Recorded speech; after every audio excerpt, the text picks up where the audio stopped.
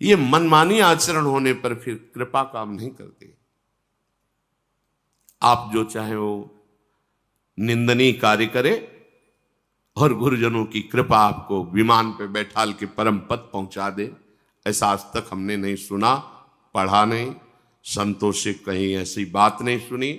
हाँ, थे पूर्व में पापाचारी, पर जब से संत समागम किया, आज्ञा पर पूरा जीवन दे दिया, तो जगत बंदनी महात्मा बन गए। ऐसा सुना है, ऐसा पढ़ा है, ऐसा नहीं सुना कि आप उनके समीप रहकर मनमानी आचरण करें और आपको परम पद मिल गया हो। ऐसा नहीं सुना, सिद्धांत नहीं। चाहे जो युग हो, भगवत प्राप्ति का सिद्धांत वही रहता है। हाँ, कुछ कमी बेशियां साधना में हो जाती हैं, पर भगवत प्राप्ति के सिद्धांत में नहीं।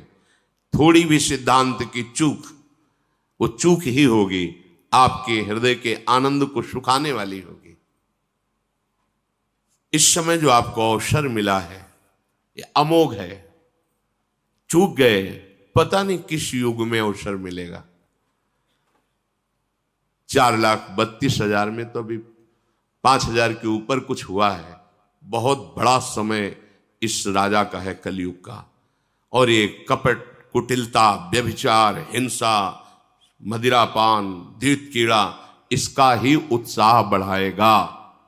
इसका राज्य है। अगर बच सकते हो तो एकमात्र समर्थ है जो तुम्हें इस कलिकाल में बचा सकता है, वो भगवान नाम। नाम चल रहा और जो निषेध किया गया वो नहीं करते, बच जाओगे। जो अन्य युगों में भगवत प्राप्ति सहस्त्रों वर्ष की तपस्या से होती थी, कलयुग में नाम संकीर्तन मात्र से हो जाएगी। पर जो निषेध है वो मत करो। हम ये ध्यान नहीं देते, निषेध को उत्साह पूर्वक करते हैं, सोचते हैं अब देखें तुम कृपा कर लो। सिद्धांत नहीं है ना। संत जन परम कृपालु होते हैं। पूज्य भाई जी महाराज से निज जनों ने कहा हाथ जोड़कर कि आप चाहें तो श्री कृष्ण से मिला सकते हैं, ये हमारा विश्वास है। तो उनका भैया, अगर हम अपनी चाह की बात करें तो मेरी चाह यही है कि मैं सबको भगवत प्राप्ति करा दूं, सब सुखी हो जाए। पर आपकी चाह के बिना श्री कृष्ण नहीं मिलेंगे। मेरी चाह तो है कि सबको भगवत प्राप्ति हो जाए। आप चाह करो, अन्य चाहों को त्याग कर आप चाह करो कि मुझे प्रभु मिल जाए। आपकी चाह और हमारी चाह जब मिल जाएगी तो बहुत जल्दी भगवत प्राप्ति हो जाएगी।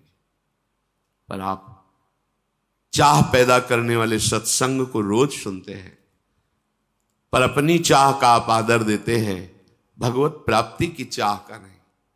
इसलिए कैसे संभाल सकते हैं, कैसे सुधार हो सकता है? आप इसे एक सांसारिक मनोरंजन समझते हैं। कैसे ऐसा हो सकता है? आप 4 बजे आके सत्संग में बैठते हैं, ये सांसारिक मनोरंजन कैसे हो सकता है?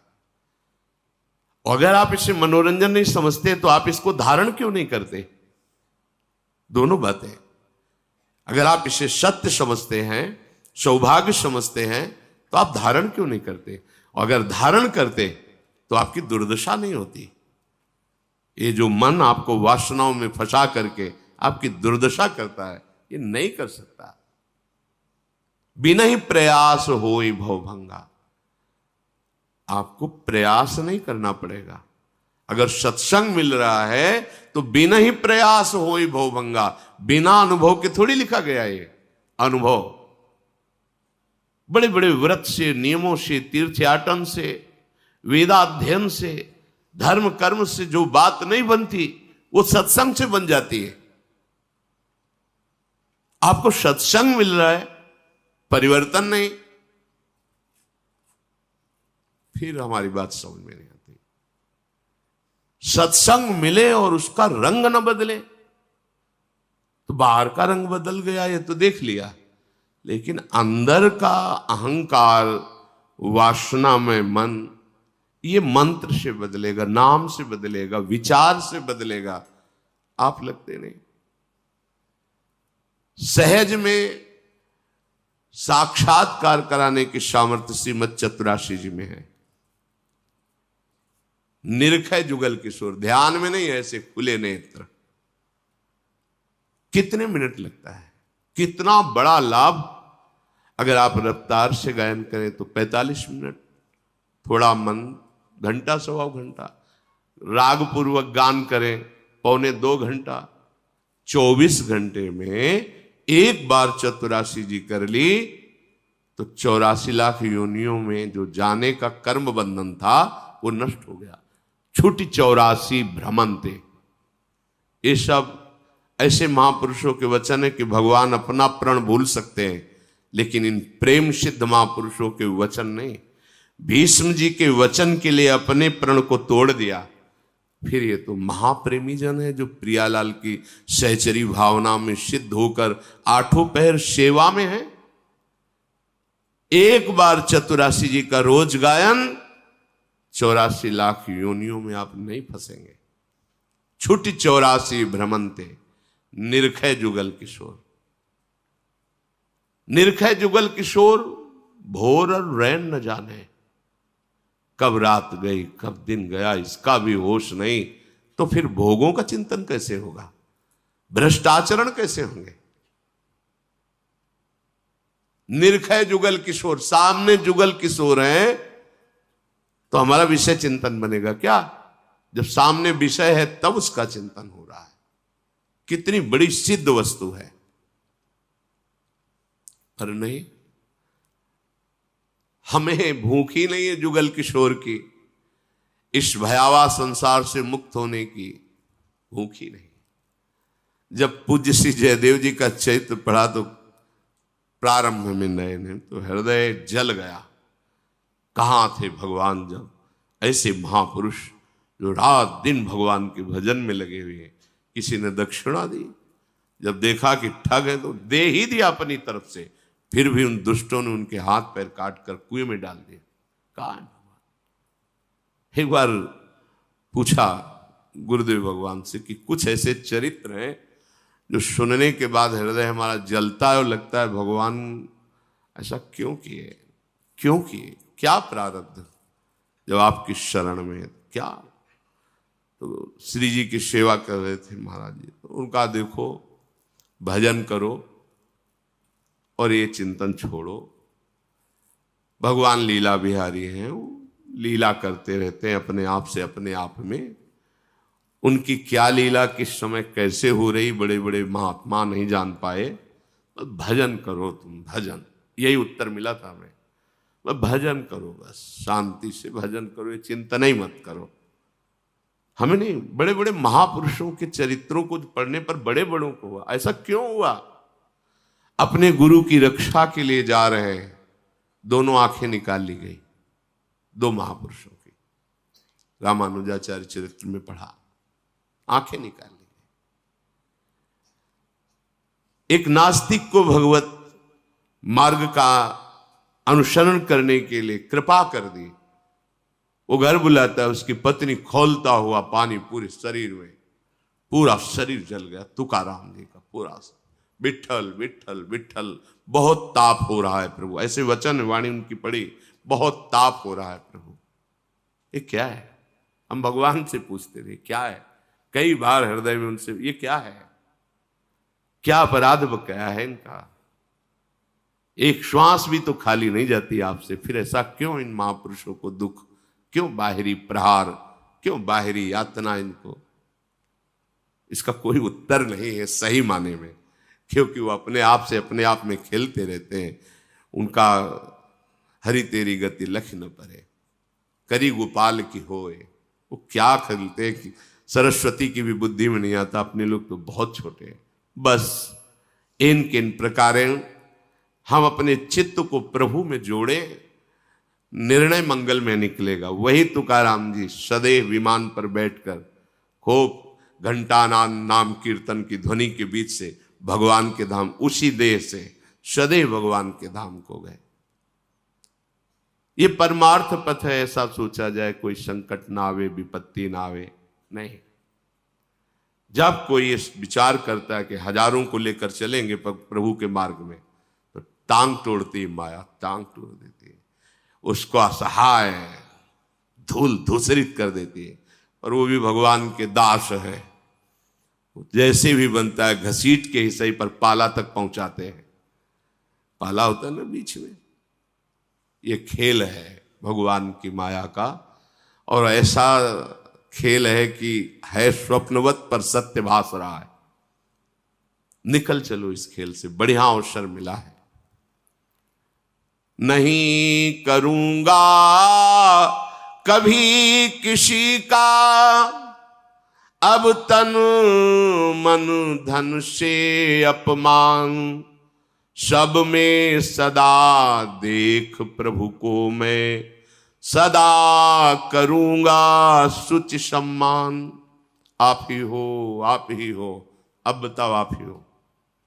लो मैं छल कर रहा हूं तुम्हारे साथ, कपट कर रहा हूं, तुम्हारी निंदा करूंगा, तुम्हें मारूंगा, तुम्हें दर दर के लिए भिखारी बना दो। अब बोलो मैं हूं?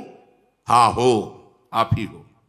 मेरा विधान ठीक है? हाँ बहुत अच्छा है। जोई जोई प्यारो करे सोई मोई भाई। बोल अब। ये बहुत लीला विहारी है, बहुत लीला विहारी है। इसको खिलवाड़ मत समझो कि दो चार माला तो अनुकूलता आ गई, जय हो। हाँ, कभी किसी से कहा था कि भक्ति जब रंग लाती है तो जीना मुश्किल कर देती है। कैसा जीना मुश्किल? जहां जहां तुम्हारा राग ममता शक्ति साहब। तो उनका तो मुझे तो कई वर्ष से भक्ति कर रहा हूं, मुझे तो सब अनुकूलता ही अनुकूलता दिखाई दे रही। अभी रंग की बात है ना, थोड़ा रंग आने दीजिए। जब रंग आया ना तब पूछा कहो भाई क्या हाल चाल है, पास ही रहते हैं। तो उनका अक्षरशः वैसा ही, सदा देखूंगा सब में प्रभु का भाव। सब सर्वान वस्तुतया निरीक्ष, प्रवचन कर लेना अलग बात। अब निरीक्षण कर कि कौन है सामने। बोले आप ही हो, आप ही हो, आप ही हो। सही उत्तर। साल भर पढ़ाई की है, फेल होने जा रहा है, होश में आप ही हो। जय हो नाथ, जय हो नाथ, आपकी जय हो। ये है कैसे कैसे कर। बड़ा विचित्र खेल है भगवत प्राप्ति, बहुत विचित्र खेल। बस वचन पे चल जाओ तो पहुंच जाओगे। शरीर से, मन से, बाह्य से, हर जगह से वही। अब निकल निकल, जय हो आपकी। कदम आगे, कुछ नहीं है, ड्रामा है माया का, कुछ नहीं। दिव्य सच्चिदानंदमय देह, दिव्य सच्चिदानंदमय देश, दिव्य सच्चिदानंदमय आनंद आगे रखा हुआ है। पर अब एक कदम चलने लायक नहीं हो, कोई नहीं मानेगा। आप चल के दिखाओ बस। पूज्य बाबा, राधा बाबा ऐसे भाव, एक कदम नहीं चल पा रहे, गठिया रोग, भारी रोग। चलो अनुष्ठान लिया त्रिपुर सुंदरी का, फिसल गए, टूट गए। औषधि नहीं लेते थे, अनुष्ठान नहीं बंद हुआ, सामने साक्षात वो विराजमान। ये थोड़ा सा तो यहां तो अनुष्ठान विषयों का चल रहा है, प्रभु का अनुष्ठान कहां है? मन में देखो ना। मांगा हुआ विषय नहीं मिला तो प्रभु के प्रति अश्रद्धा हो जाती है। ऐसा लगता है भगवान नहीं, मांगा हुआ विषय नहीं। निश्चय कर लो हमें पास होना है, फेल नहीं होना है। हमारी पढ़ाई कच्ची नहीं है, सच्ची है। धन के द्वारा, तन के द्वारा, मन के द्वारा कभी किसी की हिंसा नहीं कराऊंगा। विचार करो, कैसा भी रूप रख के आओ मेरे सामने, कितना भी अपमानित करो, धोखा दो, कैसा भी, नाथ आप ही हो, दूसरा कोई नहीं। सोचो ऐसा। परुख व्यंग निंदा वचनों का नहीं करूंगा मैं व्यवहार, सदा करूंगा सबका सुधामयी, हितवाणी से सत्कार। विरोध कहीं बाहर नहीं पैदा किया जाता, समीप ही कर पैदा किया जाता है। ध्यान रखना, बाहर का विरोध तो कुछ नहीं, समीप वही आपके विरोध में होंगे। सदैव चलाया है। अब तुम्हारी परीक्षा है, तुम्हें अपनी साधुता पर खरे उतरना है। अगर तुम उतर गए तो लाखों को पार कर दोगे। क्योंकि तुम्हारी नाव में लाखों बैठे हैं। परुख वचन और व्यंग और निंदा। व्यंग वचन, भयावह वचन और निंदा, इन वचनों को सुन करके मुझे अपने व्यवहार को नहीं बदल देना है। अपनी परीक्षा इस बात की है, हमारे साथ दुर्व्यवहार हो, उत्तर दुर्व्यवहार नहीं, सद्व्यवहार है। वो कटु वचन, हमारा मधुर वचन। कपट का जाल, हमारा खुला व्यवहार। कहीं भी किसी भी तरह का उनका प्रभाव हमारे हृदय में न पड़े, यही हमारी बात है। डरना नहीं, अपना जो दिनचर्या है उसको बदलना नहीं किसी भय से। अब श्री जी कल शरीर कर दे, आने ही न दे, मतलब आने लायक न ले जाए, वो बात अलग की है। कोई भय नहीं कि कौन क्या कैसा, नहीं, अपने मार्ग में सीधे लक्ष्य पे चलना। सब में अपने प्रभु का भाव रखकर अमृत में वचन बोलना। सब में प्रभु के मैं अनुपम गुण, गण ही देखूंगा सब ओर, नमन करूंगा मैं सबके पद कमलों में हो भाव विभोर। ये विराट भगवान का स्वरूप है। भाग करके रात्रि के 2:45 बजे रोड में खड़े, कौन है ये? हमें दर्शन देने आते हैं। मेरे विराट भगवान है, विविध रूपों में आकर मुझे दुलार कर रहे हैं। मेरे प्रभु, मेरे स्वामी हैं, इनसे हम भय करें? कोई कुछ नहीं, कोई है नहीं। और उनको जब करना है तो मेरा कुछ है ही नहीं। कभी भी जैसा चाहो, तन मन प्राण सब आपको समर्पित है। जब जैसा चाहो, जैसा विधान, जैसा खेल, वो आपका। नमन करूंगा मैं सबके पद कमलों में हो भाव विभोर। प्राणी पदार्थ सभी देंगे फिर, मुझको नित्य परम आनंद, क्योंकि सभी में दीख पड़ेंगे मुझे नित्य सतचित आनंद। जब हमारी वृत्ति इस तरह की होगी तो भगवत साक्षात्कार करने के लिए पद्मासन नहीं लगाना पड़ेगा। चलते फिरते सबके हृदय मंदिर में वही अपना परम प्रीतम दिखाई देगा। पर ये इस जगह जो परीक्षा होती है, अलग अलग कोटि है, ये बिल्कुल आखिरी परीक्षा होती है। इसे पार करना ही होता है।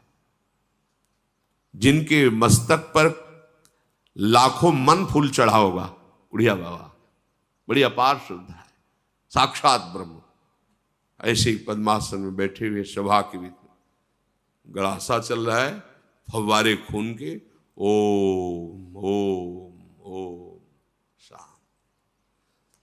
क्या है ये भगवान का खेल?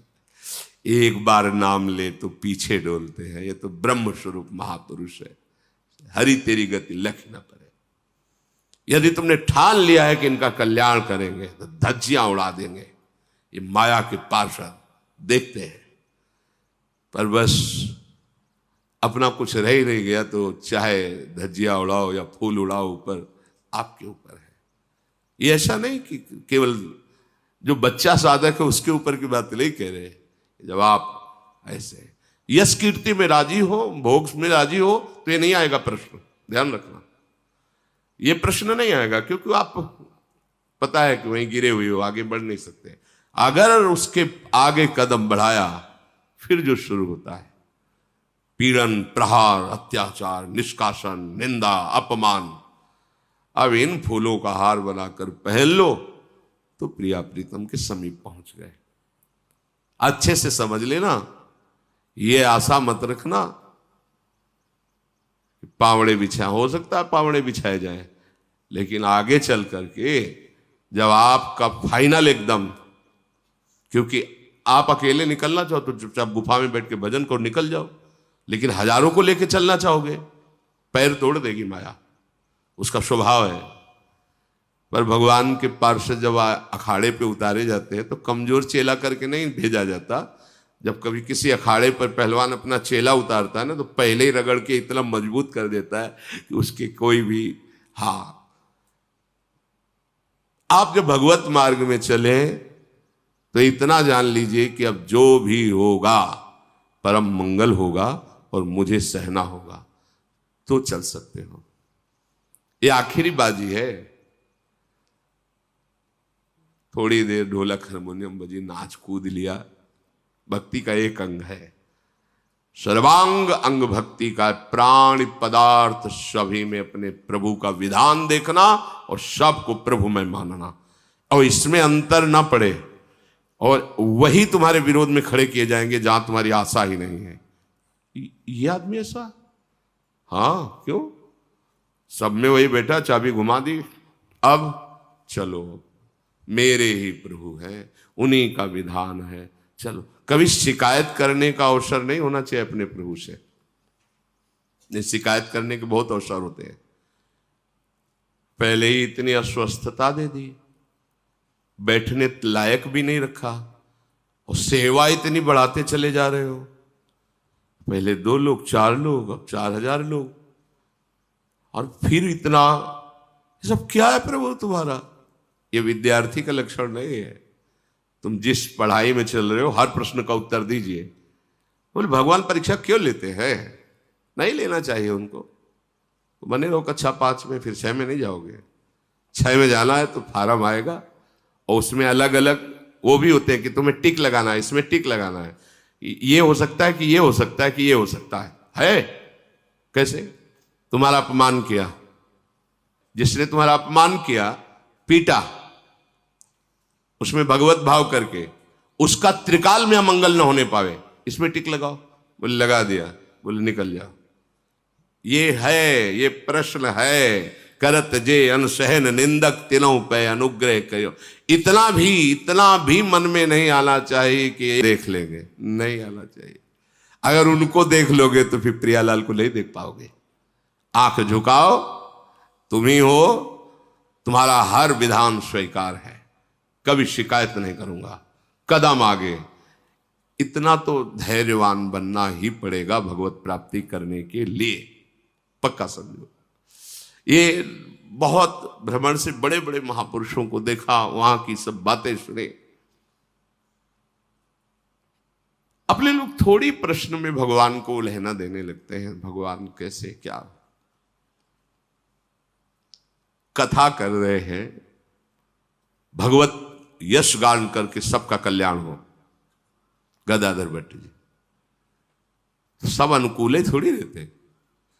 कल्याण सिंह जी बहुत श्रद्धा करके, अच्छा अब यहां सुनोगे तुम्हारा कपड़ा बदलने का मन करेगा, घर छोड़ने का मन करेगा, रात दिन भजन करने की भावना बनेगी, ब्रह्मचर्य रहने का, क्योंकि यही सतमार्ग का स्वरूप है।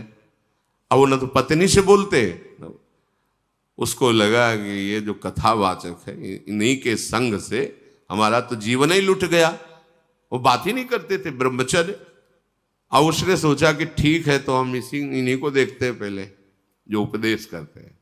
एक भिखारिन को भेजा, गर्भवती थी, इतनी स्वर्ण मुद्रा देंगे, तुम सभा में जाके केवल। वो आई, वो कहा कि पहले तो खूब आते थे, और जब ये आया तो आना ही बंद कर दिया, अब इसको कौन देखेगा? तो उनका बैठो आराम से, जिसने दिया है ना वही भरण पोषण करे, तो काहे को चिंता।